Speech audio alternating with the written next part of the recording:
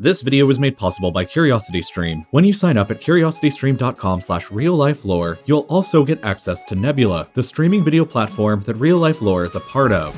This is Italy, or more specifically, the Italian peninsula. Like all civilizations in the real game of Civ IRL, Italy has been defined by her geographic reality and starting place. At first glance, Italy's position seems strong and easy to defend. She is surrounded by water on three sides in the west, south, and east, which leaves only the north to defend against land attacks from. Luckily, however, the north is also easily protected and defensible by the Alps, which are a bunch of really big mountains. Italy's geographic armor is amongst the strongest of any country in the world because she has full complete 360-degree coverage. But there is a downside to what looks like nothing but upsides. Italy's geography stats have relatively recently been nerfed compared to how good they used to be, and Italy today in the late game just isn't as powerful as it used to be back in the early game. And here's how.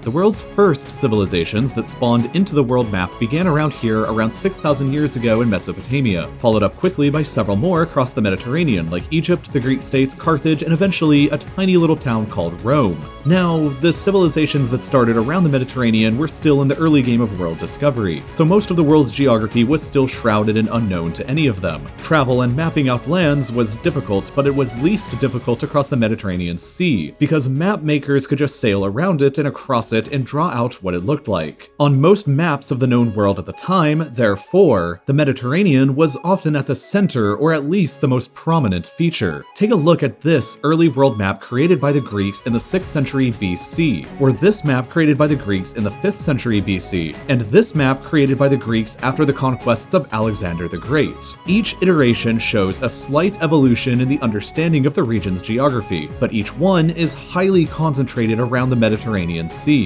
because that's what civilizations here at the time were familiar with. So if you wanted to dominate the Mediterranean region and the rest of the early civilizations and their populations that surrounded it, what geographic feature do you think would be the most important for you to control? It would be the Italian peninsula in the center of it all, with long coastlines that can provide your civilization's ships equally easy access to both the western and eastern halves of it. If fully controlled under a single power, Italy can be used as a springboard to dominate and rule the entire Mediterranean Sea from, which at the time was basically the entire known world to the civilizations that existed there. And the first civilization that accomplished that was Rome, who carved out an enormous empire across the region from the nucleus in Italy. Rome's power, wealth, and success brought about an explosion in the population of Italy, to the point where Italy alone was home to 6.5% of the entire human species, while the empire at large was home to a whopping 30% of humanity. For the people who lived in the ancient civilizations around the Mediterranean Sea, Italy was basically at the center of the known world, and in terms of population, Italy literally was at the administrative center for almost 1 out of every 3 living humans. But Italy's enormous wealth and strategic location has encouraged ambitious external invaders for thousands of years. Carthaginians, Germanic tribes, Huns, more Germanic tribes that caused the empire to collapse, Byzantines, Arabs,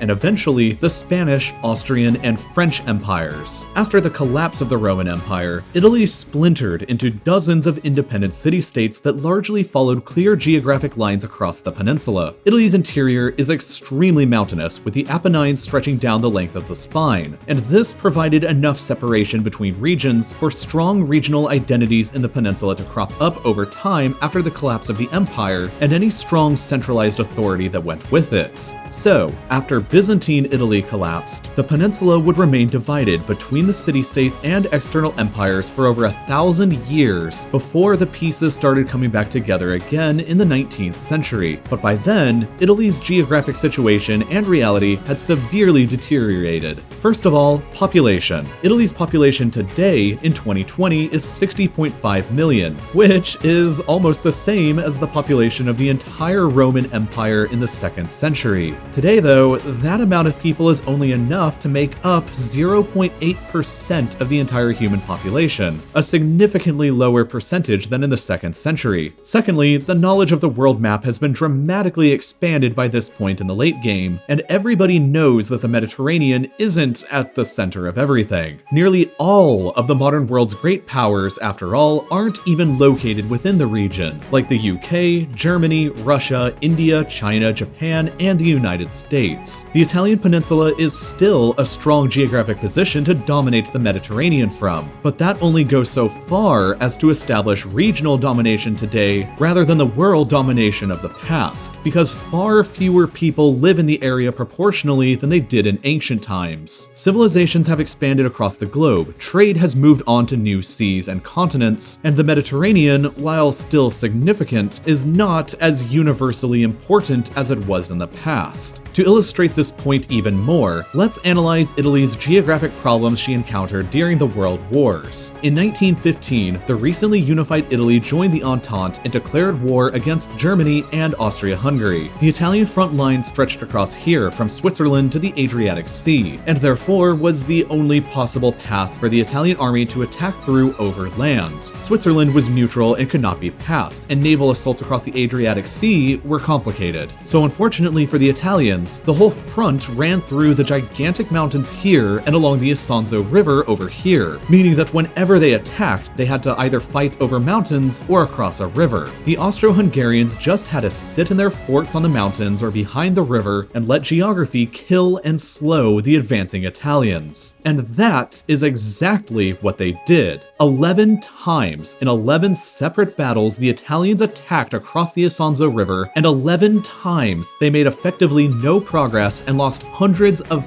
thousands of men in the process. On the 12th battle, it was the Austro-Hungarians, supported by the Germans, who were the ones attacking, and they pushed the exhausted and demoralized Italians back over 100 kilometers near to Venice before they were finally stopped. Out of all of Italy's casualties in the war, half of them were spent just trying to break out of her geographic prison across the Isonzo. But Italy's geographic weaknesses extend well beyond this place and war. Part of the reason why Italian states never became world colonizers in the first place is also due to sheer geographic placement. It's no wonder that the European states who became the most successful colonizers were all located on the westernmost side of the continent, because they had the easiest access to launch ships out into the global ocean system. While Italy is well positioned to launch ships to dominate the Mediterranean, her access to the world ocean is more limited, because the only way out, historically, was through the Strait of Gibraltar, which is only 11 kilometers wide at its narrowest point. And when an enemy is in control of the strait and chokes it off, Italian navies can't leave and they get trapped. And this is what happened during the Second World War. At this point, the British Empire controlled not only Gibraltar, but also the Suez Canal, which were the only two entrances and exits possible into the Mediterranean, and so they could be used to contain the entire Italian navy inside like a big bathtub. Italy's navy couldn't break out to threaten the Allies elsewhere unless they could take over one or the other, but they were never capable of it. Even further, Britain also controlled the island of Malta that's roughly at the halfway point between Sicily and North Africa. Malta was used as an outpost to harass Italy's shipping, logistics, and supplies that she was sending out to her overseas troops fighting in North Africa, and Italy was just never capable of dealing with it, like a constant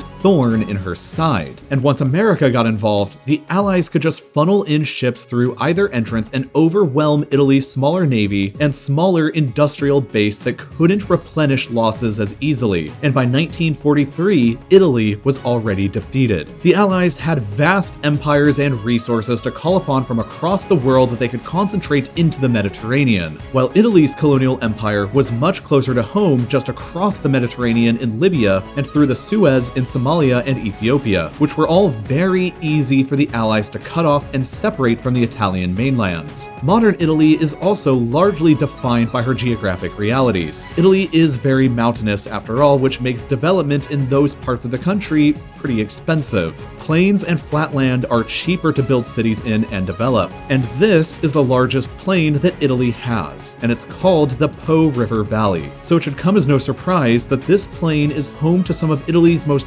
powerful cities, like Venice, Milan, and Turin. The Po Valley and nearby surrounding areas accounts for 46% of Italy's population and 55% of Italy's entire economy. There is a huge economic divide between Italy's north and Italy's south, which has caused tension and separatist movements to become popular. Numerous polls have been taken in the province of Veneto that show over 50% support in the province for an independent state of Venice, and there already exists two fully independent states that are separate from Italy in the Italian peninsula. They never got San Marino, and Vatican City, which was given independence in 1929. The mountains across Italy have kept people separated and led to the development of strong regional identities and autonomy, and keeping the whole peninsula together and united has been a strong challenge for the Italian state ever since it was founded, and it continues to be a problem even today. While a developed country and a modern great power, Italy's geographic position is still good for regional domination in the Mediterranean, but it's no longer the ideal starting place for world domination like it was in the ancient past.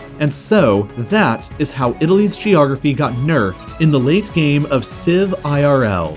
Geography, however, is just one of many aspects about our planet that influences one civilization's success and another one's hardships. I could tell you all about how geology, physics, biology, psychology, and even chemistry also all have major critical roles in a civilization's success. Or you could just watch the great documentary series that will explain all of that for me, Deep Time History, which is available right now on CuriosityStream. CuriosityStream is the streaming platform with thousands of top quality documentaries to watch from people like David Attenborough, Chris Hadfield, Stephen Hawking, Jane Goodall, and so many more, and it's only $20 a year for a subscription. It's not $20 per month, it's just $20 for a whole year. Plus, when you sign up for an annual subscription to CuriosityStream with the link in the description, or by going to curiositystream.com/reallifelore, you'll also get access to Nebula, the streaming platform made by myself and a bunch of your other favorite YouTube creators, which is filled with ad-free versions of all of our videos, plus a bunch of awesome original content, like the world's most useful airport by the guy behind Wendover Productions, as well as my car review show Grand Test Auto, hosted by myself and JT from Second Thoughts. You can get that bundled deal right now at curiositystream.com/reallifelore, and as always, thank you so much for watching.